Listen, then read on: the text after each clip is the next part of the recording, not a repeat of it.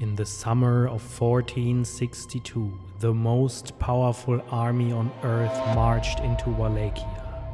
It had ended the Roman Empire, and a few miles from the capital it stopped. Not because of soldiers, because of a forest. 20,000 bodies impaled on stakes in rows that ran to the horizon, left in the open to rot. The Sultan looked, turned his army around and went home. The man who planted that forest was called Dracula.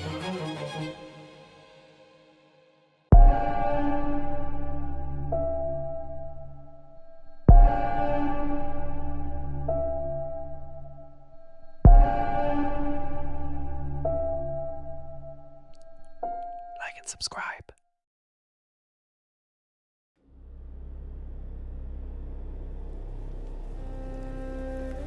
His real name was Vlad.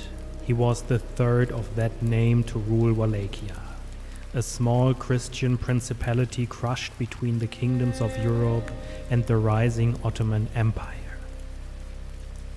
The name Dracula was not his, it was his father's, and his father had earned it. His father belonged to a brotherhood of knights sworn to defend Christendom against the Ottomans, the Order of the Dragon. In the Romanian tongue, the dragon was Dracul, so the father became Vlad Dracul, and the son of the dragon, became Dracula. But the word carried a second meaning, one history would find too perfect to ignore. Dracul also meant the devil.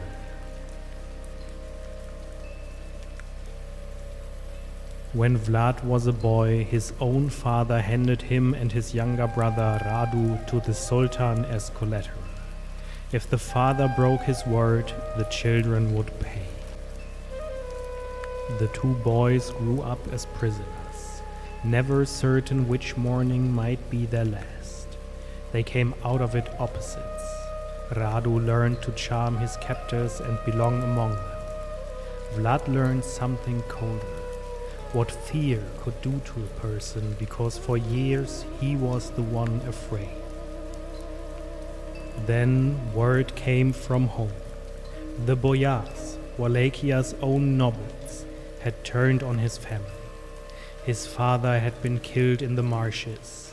His older brother Mircea had been blinded with hot iron and buried while he was still breathing.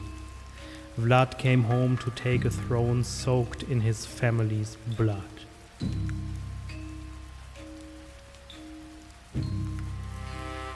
He did not forgive.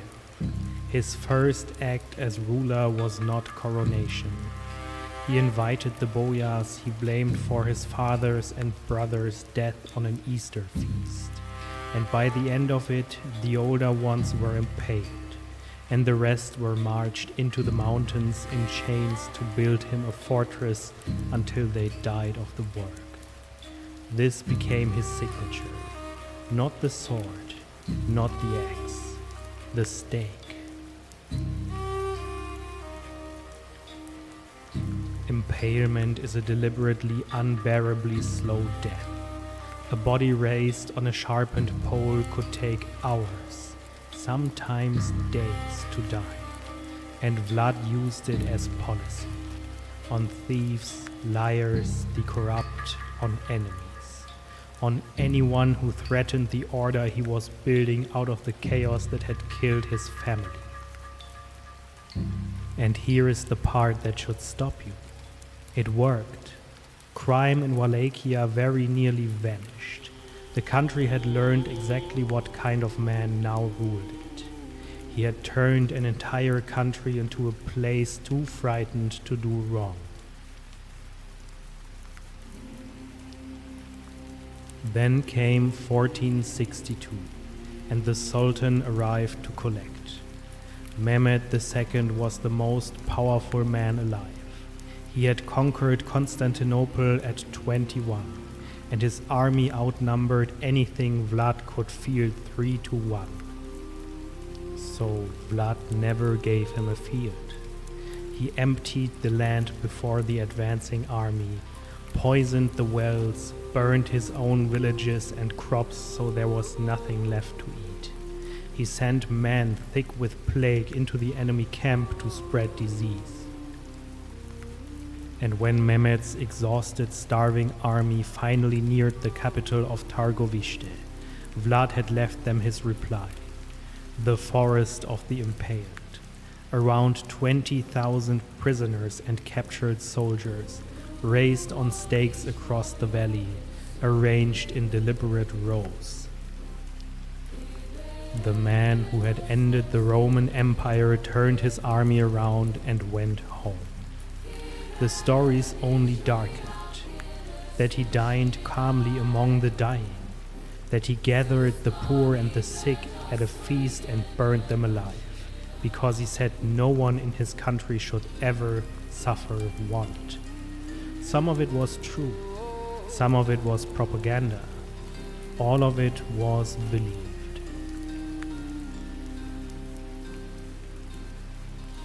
Here is what almost no one is ever taught about him. Vlad lived at the exact moment the printing press was set loose on the world. And among the very first bestsellers of that new machine were not Bibles. They were horror stories about him. They described his cruelties in escalating detail.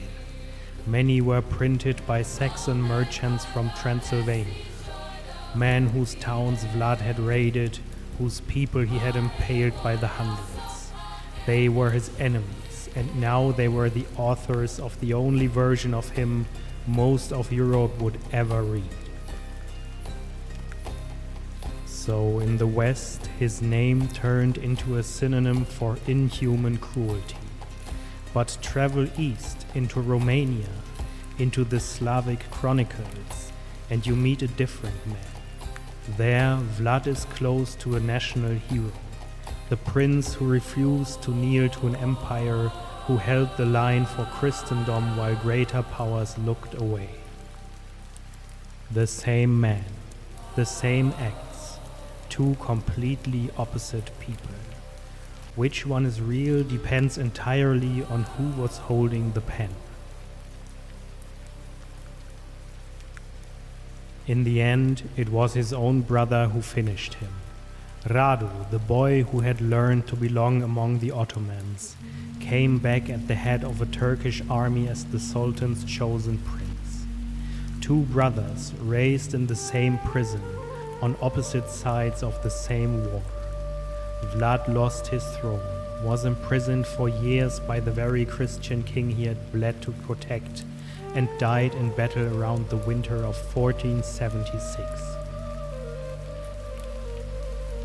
His body was hacked apart, his head was carried to Constantinople and displayed for the Sultan, preserved in honey. Where the rest of him lies, no one knows to this day. He should have faded into the footnotes of a small country's history. He did not. 400 years later, an Irish writer named Bram Stoker needed a name for the villain of a novel. A count, a thing that fed on the living. He found the word Dracula in an old book beside a single note that it meant devil. He knew almost nothing about the real Vlad.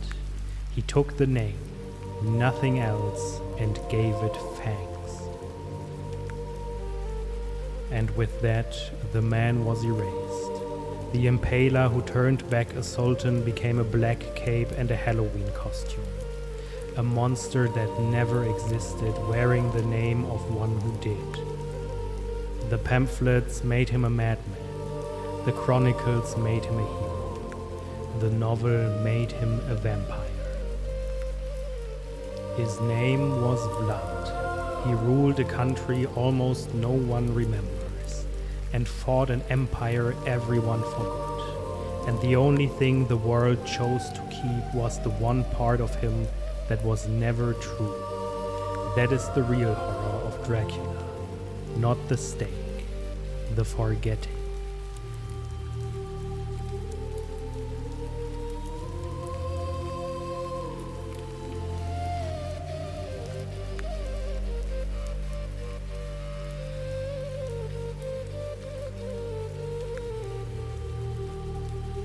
subscribe.